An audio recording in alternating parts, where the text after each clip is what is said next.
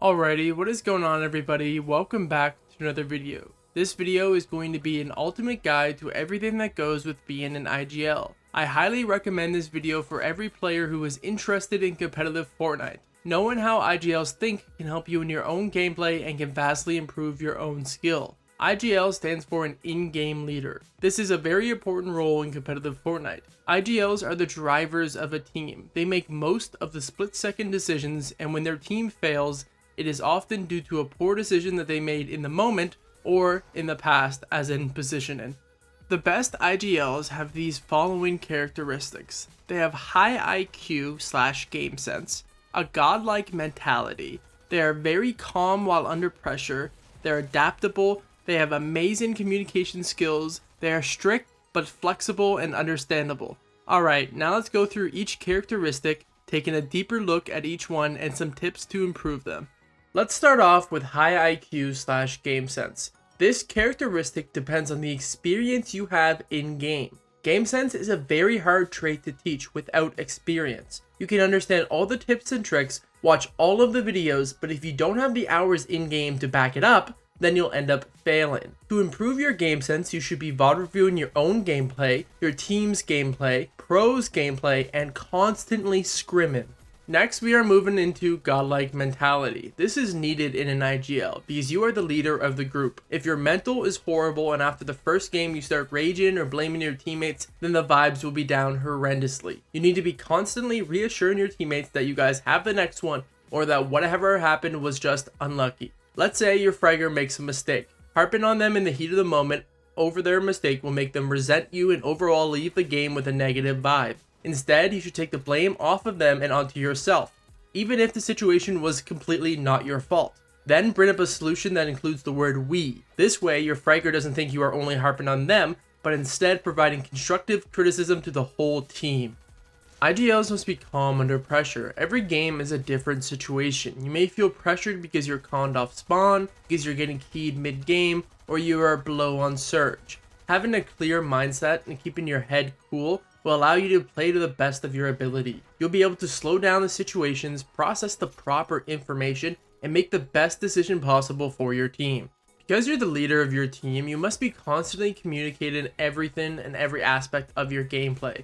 Let your teammates know what you're planning to do before you do it. You should be speaking your thoughts out loud to get their feedback on it. Your teammates are good players as well. They see each rotate in each decision from a different perspective. If they listen to your plan and see one that they think is better, have confidence in them and commit to it. Communication is the glue that keeps a good team together.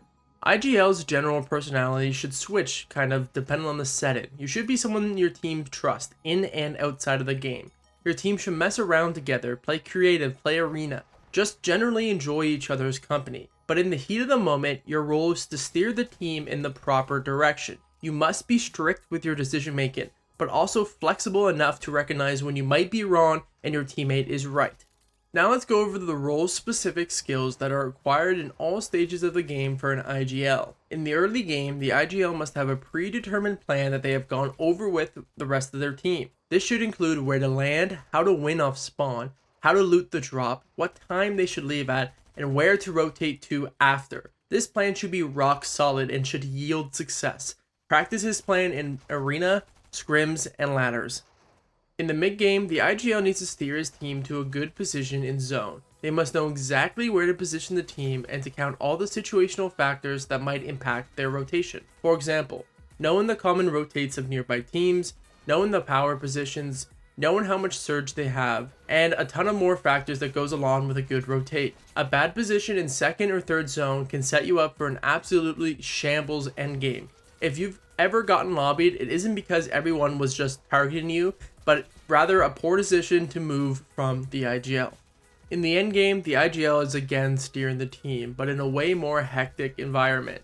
In duos, the IGL is usually the tarper, but in trios, the IGL might not be. The difference just depends on your team's dynamic. The IGL should be communicating where they are rotating to, what teams to avoid, what teams to focus, when to fight, and when they need a refresh. They should be constantly reminding their teammates to stick close and to block off their back.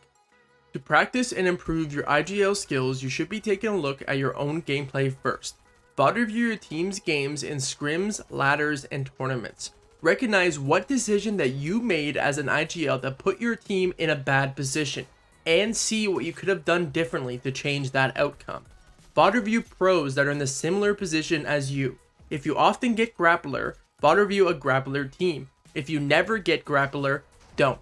If you know of a pro team that lands in your drop, you must be VOD reviewing them constantly.